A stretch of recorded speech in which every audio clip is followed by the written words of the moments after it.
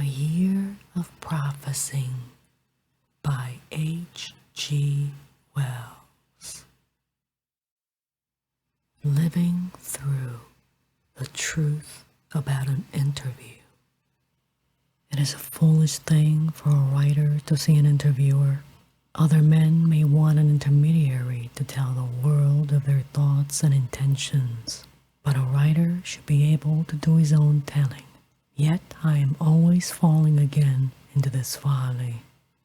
They come along with such nice introductions. They are so young and respectful and reassuring. They do not make it clear that they mean to turn your unguarded civilities into an article until quite at the end of the encounter. And then arrives the interview with one's casual suggestions made into regular statements, clothed in uncongenial and sometimes horrible phrases, and mixed up with one's visitor's ideas and amplifications. And everybody takes notice of it and judges one by it.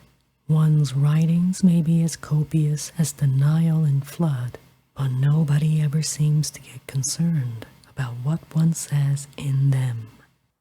But let loose an interview and people quote your alleged utterances as though they were your most polished thoughts. Write articles rubbing in the young gentleman's choicest phrases. Preach sermons reproving your unwanted expressions. They seem to feel that at last they have really got you. I write with one occasion fresh in my mind. A little while ago, an interviewer told the world that I said the next few years will be an age of fun. The world was tired of tragedy. For my own part, I was to write funny books henceforth. I shall probably never hear the last of that. Oddly enough, I do not remember that particular interviewer at all distinctly, nor what friend's introduction it was let him in on me. I shouldn't know him again. But I do remember the conversation to which he gave this astonishing twist. I remember my train of thought because it is one that has been rather frequently with me nowadays. He had tried to get me talking of the extravagant horrors of the next great war. I suppose he thought I should talk impossible rubbish about bombs as big as houses and whole cities destroyed by poison gas and so forth, and he would be able to retail this monstrous stuff half jeeringly and half credulously. At any rate, I found myself talking of the improbability of there ever being a war in Europe even so mechanically destructive as the last war. The Great War had been the explosion of a vast accumulation of energy, moral and social as well as material. Europe might and probably would bicker, murder, bomb, massacre, and starve, but for another generation at least, she would not have either the spirit or the discipline or the material to produce such munitions and such wide-sweeping, concerted action as devastated her in the Great War. She is morally and physically bankrupt and prostrate. She may go on sinking as Asia Minor sank, back even to barbarism.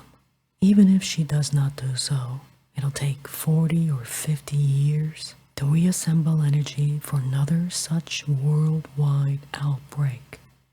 I went on to talk of the disappointment of the peace. Which had failed us most, intelligence or moral force?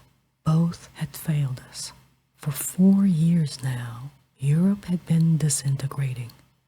This poor League of Nations at Geneva, snubbed and browbeaten by the French and Italians who belonged to it and did not believe in it, and distrusted and hated by the excluded Russians and Germans, seemed to confirm the futility of any constructive effort.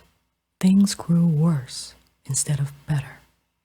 Tariffs, currency manipulation, the cost of armaments were destroying urban and industrial life under our eyes. The parasitic speculator flourished. The peasant, in a self-centered way, held on. The rest faded out.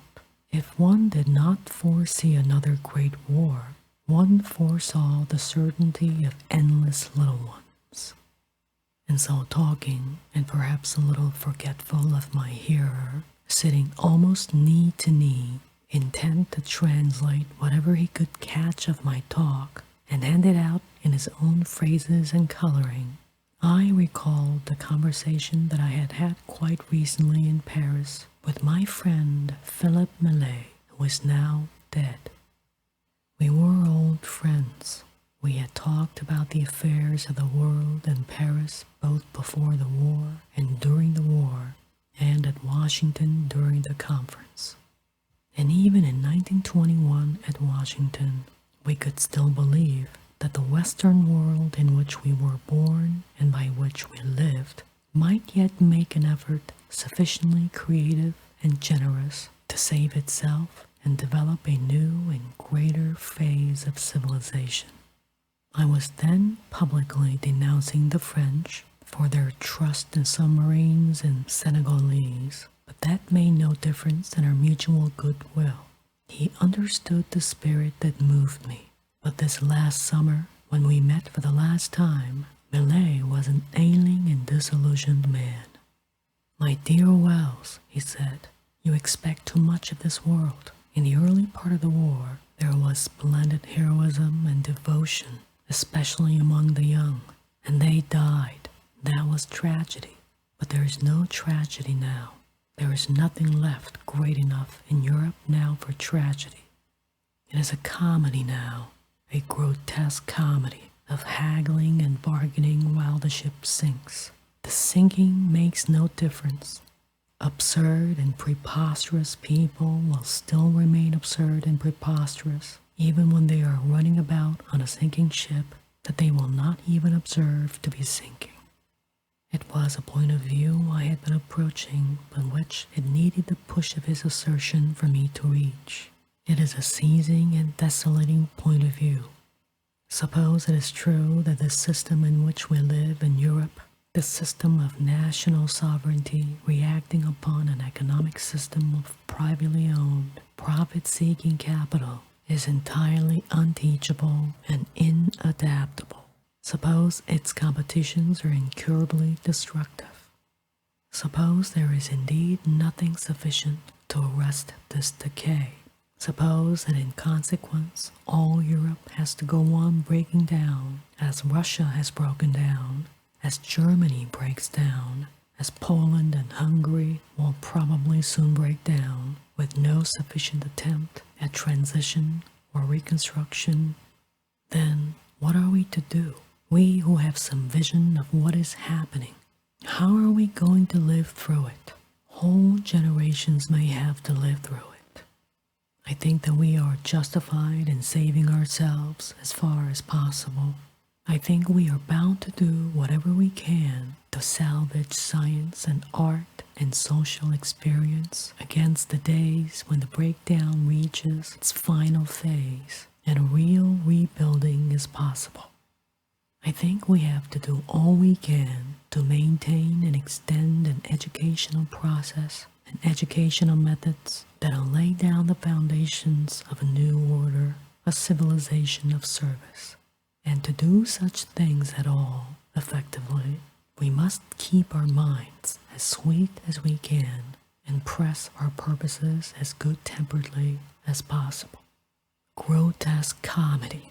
In a world of that quality, we must not simply live dangerously, but humorously, with aggressive wealth and canting patriotism floundering destructively about us in an atmosphere of catchwords and wild misconceptions, with masses of people angry, distressed, and misinformed, and with worse to follow. The straight path to martyrdom is a mere evasion of our responsibilities. You cannot make a new world in jails and exile. You must make it in schools, in books, in legislatures, and business affairs, humorously, obstinately, and incessantly. This monstrous, distressful, pathetic, but but preposterous social disarticulation is too intricate and complicated for any simple act or any simple formula to avail. We must all do what we can, but our best efforts may, after all, be not so much right as right-ish. It would be hard enough to struggle in a world in which other people did not understand, but in which we at least were sure we were right. It is infinitely harder to struggle, as many of us are doing now, with the realization that our own understanding is limited and faulty. In such circumstances, a jest, laughter may come as relief, as illumination. Of all men of modern times, I am inclined to think Lincoln was the greatest. He held on. He, more than anyone, saved the unity of the New World. And throughout the worst of that dark and weary struggle against disruption, he joked, he told stories. Nobody has ever attempted yet to make an anthology of those extraordinary stories, but they were of infinite benefit to him and the world. They kept him supple. They saved him from the rigor of a pose. And now, in still darker and more perplexing times, our need for the flexible reconciliations of humor is still greater. To this effect, I thought aloud in the presence of a bright young man who had come to make an interview out of me. He thanked me profusely, won my foolish permission to write something about our most inspiring talk, and went out to report to the world that the notorious prophet foretold an age of fun and was, so to speak, painting his nose for the festival.